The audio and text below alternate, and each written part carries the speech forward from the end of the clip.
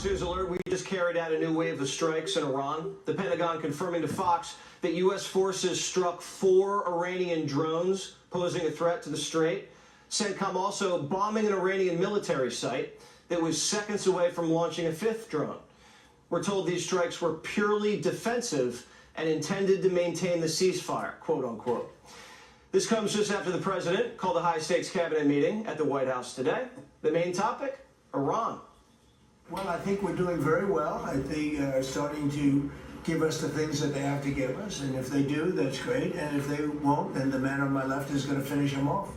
The man on his left, Pistol Pete.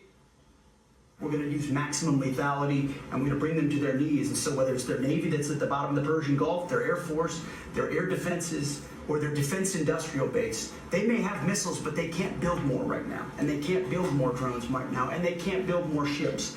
And so they came and cried uncle to talk. Administration sources believe a deal's still imminent. We're using the carrot and the stick. I think there's been some progress and some interest, and we'll see over the next few hours and days whether progress could be made. I just want to remind everybody, Mr. President, you know this well, you have other options available to you if that doesn't work. But the bottom line is that we prefer the negotiated diplomatic route, and we're going to give it every chance to succeed. The markets are bullish on the deal. The Dow and S&P hit record highs today, and oil fell to the low 90s. That's after we gave them another love tap earlier this week, and then just now, wiping out members of the Guard after catching them laying mines in the Strait. The regime's response? Not much. Their negotiators kind of ignored it to keep peace talks on track. And they're trying to put a leash on the Guard, telling them to quit with the Strait shenanigans if they want to live to see another day. The mullahs have no choice. The clock's working against them. They're just going back to the internet because they're getting clobbered. Their economy is in free fall. They have 250% inflation. Their money has no value. Their whole economic system is broken down. They thought they were going to outweight me. You know, we'll outweight him. He's got the midterms. I don't care about the midterms. Look what happened last night. That was the prelude to the midterms. The Iranians are looking for the relief valve. Big steel companies in Iran are completely shut down. Israel blew them up. And paychecks are bouncing. Meanwhile, our economy, still the largest in the world. Our GDP, bigger than China, Germany, and India combined. Plus, now we're getting fresh batches of sweet crude from our new amigo. Over 10 million barrels of Venezuelan oil have been delivered to the United States since the 3rd of January.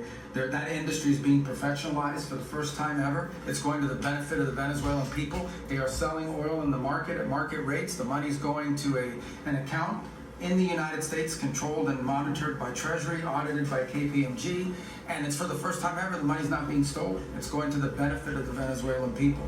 Meanwhile, the Iranians can't get any oil out. 109 of their ships, they've been 180. The blockades cost them $20 billion and counting. Their ships are sanctioned and stuck. Iran needs the deal, and they're asking for a little moolah. We froze billions of their assets at the start of the war, and they want us to thaw out some of the bank accounts ASAP. But we're not giving them their allowance back if they don't follow orders.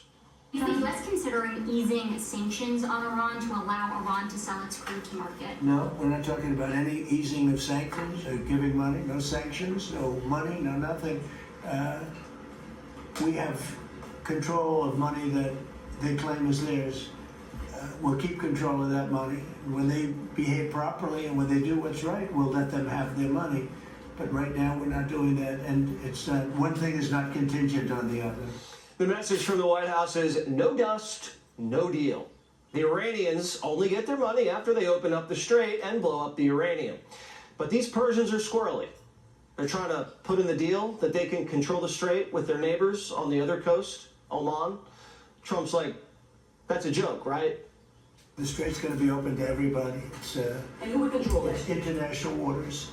Nobody's going to control it. We're going to watch over it. We'll watch over it, but nobody's going to control it. That's part of the negotiation that we have. They would like to control it. Nobody's going to control it. It's international waters, and Oman will behave just like everybody else, so we'll have to blow them up.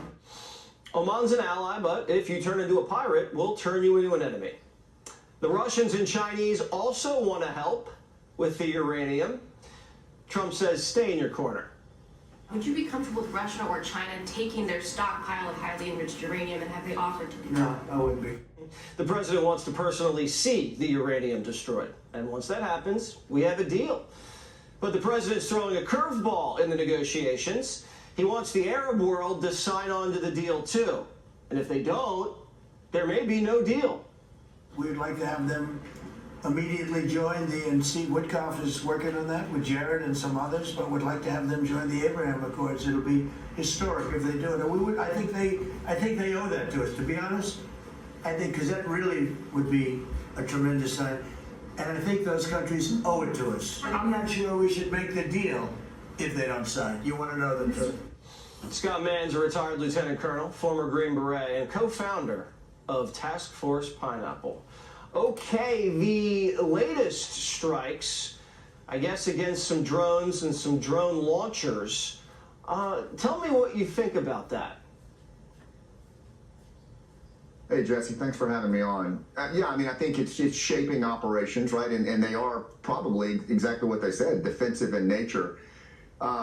You know, I think what Iran is going to probably try to do is they're going to try to retain as much of an asymmetric advantage as they can. You know, they're going to try to do everything they can to use missile strikes, drone strikes, the minimum force necessary to just keep things disrupted or even closed, in the straits. And that's going to be their play. It's kind of their only play as it dwindles down here. But the question is, what kind of resilience and redundancy do they have in place to, weather this out and ride this out?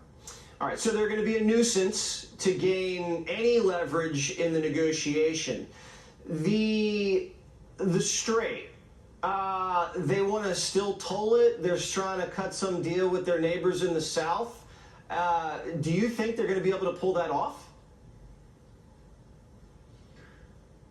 There's a lot of political pressure that would make that a very unattractive deal, as was just talked about. I think the other thing to probably keep an eye on would be the Houthis. Are they able to bring the pressure into the Red Sea? That could be a game changer if they're able to do that asymmetric application with drones there and some kind of surgical strikes to block shipping, especially with that being kind of the redundant area now that it's moving to. But honestly, Iran has played this game, Jesse, for decades. What they're going to be duplicitous in this negotiation. They're going to buy time, and they're going to fight for any capability they can retain to just be a nuisance, to do asymmetric strikes, and to keep us enough at bay so that we don't reach a full deal and they don't have to give up that dust. That's the way they're going to play it. And, they've got a pretty good track record of doing that. So the rumor is that these latest mine-laying operations with the Mosquito Fleet, these latest volley of drones, these are rogue Guard commanders. They're disconnected. There's no command and control. They're just acting on their own volition. I mean, how do you control that? I mean, the Iranian negotiators can't even control it. How do we?